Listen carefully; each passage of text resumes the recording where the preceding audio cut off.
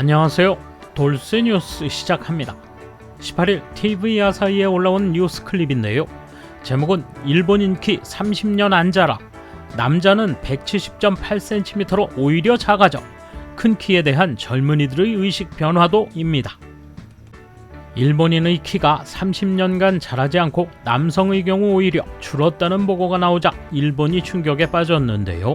나라 위상, 국민의 궁핍한 생활에 더해 키까지 줄어든다니 이를 대하는 누리꾼들의 모습이 반포기 상태에 가깝군요.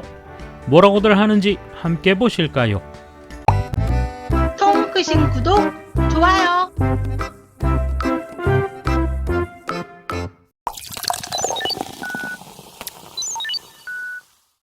일본인의 키는 대전 후 일관되게 성장하고 있을 거라 생각하는 사람이 많을지 모릅니다.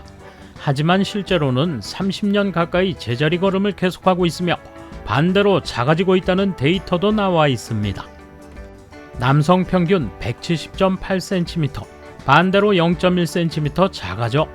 문부 과학성에 따르면 2021년도 17세 남성의 평균 키는 170.8cm였던 것으로 나타났습니다.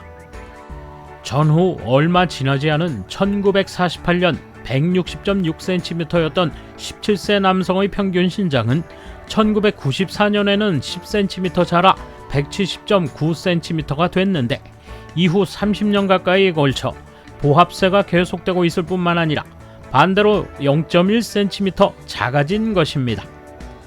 도대체 왜 평균 키는 자라지 않는 걸까요? 국립성장의료연구센터 모리사키 부장은 출생 시 체중이 2.5kg보다 작은 아이를 저출생 체중아라고 하는데 그런 아이가 늘고 있는 것이 원인 아닐까 생각합니다. 라고 말합니다. 그 배경에 대해서는 출산 방법이 다양해지고 출산일을 정해 낳는 경우가 많아졌기 때문에 출산이 빨라지고 있는 것 또는 체형을 의식해 식사량을 제한하는 임산부가 늘어나는 것 등 여러 요인을 생각할 수 있다고 합니다. 또한 향후 평균 키에 대해서는 앞으로 10년 정도는 아이들의 키가 조금씩 줄어들지 않을까 생각합니다.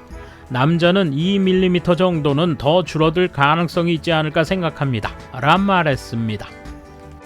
콤플렉스는 없다. 젊은이의 의식 변화도.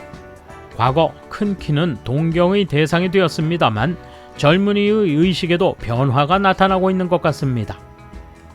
키 165cm인 남성이 말합니다.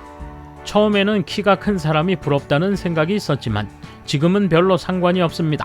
이게 제 키라서요. 또 다른 키 168cm인 남성이 말합니다. 콤플렉스는 없습니다. 키는 그렇게 쉽게 자라지 않아요. 스스로 자신감을 심어줘야 한다고 생각합니다.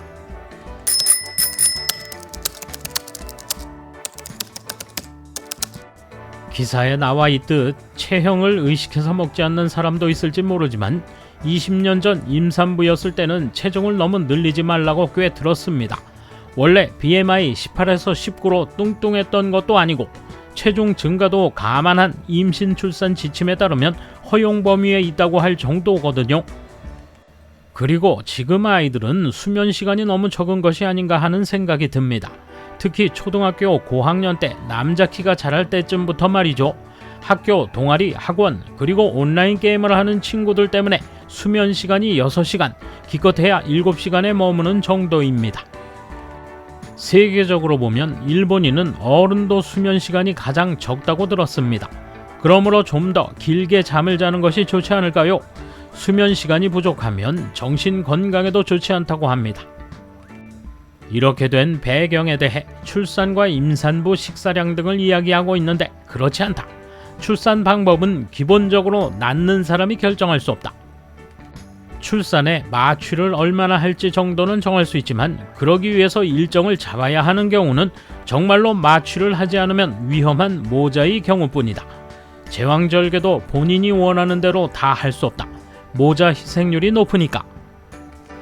또 체중관리도 임산부 측의 뜻보다는 의사의 체중관리 요구가 더 엄격하다. 너무 많아도 너무 줄어도 제한을 요구한다. 저체중아가 많은 것은 알지만 그것을 낳은 엄마 때문인 것처럼 인상을 주는 것은 안 된다. 몸집이 큰 아버지의 고모들은 모두 몸집이 크다. 외가 쪽은 모두 몸집이 작다. 나를 포함한 사촌들은 모두 덩치가 크다. 외사촌 쪽은 배우자가 몸집이 큰 경우에만 평균 이상 키의 자식을 낳았다. 작은 범위의 결과이지만 키는 유전 요소가 분명히 크다고 생각한다. 다만 옛날 아이들은 운동을 자주 하고 피곤해서 잠을 잘 잤다. 반면 요즘 아이들은 운동할 장소가 적고 무엇보다 잠자는 시간을 아껴서까지 손에서 못 놓는 매혹적인 기기 스마트폰이 있다. 키가 자라고 있다고 실감할 수 있는 성장통은 의뢰 밤에 발생한 것으로 기억한다. 하지만 잘 시간이 적은 상태에서 자라버린 아이들은 어떻게 될까? 이 걱정이 기우에 불과했으면 좋겠다. 키도 월급도 GDP도 모두 제자리 걸음이군. 경제가 성장하면 키도 크려나. 그런데 키 크고 싶은 욕심이 없다는 건 의외다. 스포츠에서도 덩치 큰 게 유리한 경우가 많고 욕심이 없다기보다는 포기인가. 내가 어렸을 때는 공원에서 공차기도 많이 했는데 지금은 밖에서 아이들이 노는 모습이 적다. 공놀이가 금지된 경우가 있기도 하다. 그런 것도 영향이 있을까? 어렸을 때는 많이 먹고 많이 자고 밖에서 많이 놀아서 건강하고 좋았던 것 같다. 그래야 키도 크지 않을까? 경제 상황까지 포함해 일본은 건강도 나빠지는 상황인 것 같다. 왠지 임산부에게 원인이 있는 것처럼 말하지만 산부인과에서는 체중 관리가 매우 엄격하다. 그걸 모르나? 게다가 체형 유지를 위해서 그런 게 아니다. 지방이 늘어나면 난산이 될 확률이 높아져 본인도 아기도 힘들기 때문이다. 예전에 비해 지금은 운동량도 적고 수면 시간도 짧다. 식생활이 서구화되면서 섬유질 섭취가 줄었고 체형은 몸통이 짧아지고 다리는 길어졌다. 이는 환경 적응의 영향인 것 같다. 몸을 쓰지 않으니까 몸집이 커질 필요가 별로 없어서 그런 것 아닐까. 최근의 임산부들은 산부인과에서 체중 관리에 관해 상당히 엄격한 말을 듣고 있어서 옛날만큼 큰 태아가 태어나지 않게 되었습니다. 작게 낳아 크게 키운다는 방침인 곳이 많다고 합니다만 작게 태어나면 애초에 커지기 어렵다는 연구 결과가 나오고 있습니다. 그에 따르면 작게 태어난 아이는 작아지는 유전자를 갖게 되며 2세대 정도 지속된다고 합니다. 이것은 영양이 부족한 환경에서 살아남으려는 방법이라고 생각됩니다. 예외는 있지만 선천적으로 큰 키가 되기 쉬운 유전자를 갖는 여부는 태아 때 어느 정도 정해져 있다고 합니다. 그러므로 임산부에 대한 과도한 체중 관리는 완화해야 합니다. 그러면 평균 키도 자랄 수 있습니다. 어렸을 때는 형제도 없었고 아버지는 매일 일하느라 늦게 오셨기 때문에 어머니와 집에서 둘만 있었다. 스마트폰 같은 건 없던 시대고 할 일도 없으니 8시면 잠자리에 들었던 것 같다. 그 덕분인지 모르겠지만 키는 컸다. 키 성장은 유전과 생활습관 모두가 관계가 있다고 생각한다. 돌쇠 한마디. 국가의 위상은 점점 떨어지고 국민의 소득도 줄어드는데 키까지 점점 작아진다니 일본은 웃을 일이 점점 없어지겠군요. 감사합니다. 돌쇠 물러갑니다. 이번 소식은 여기까지입니다. 시청해주셔서 감사합니다.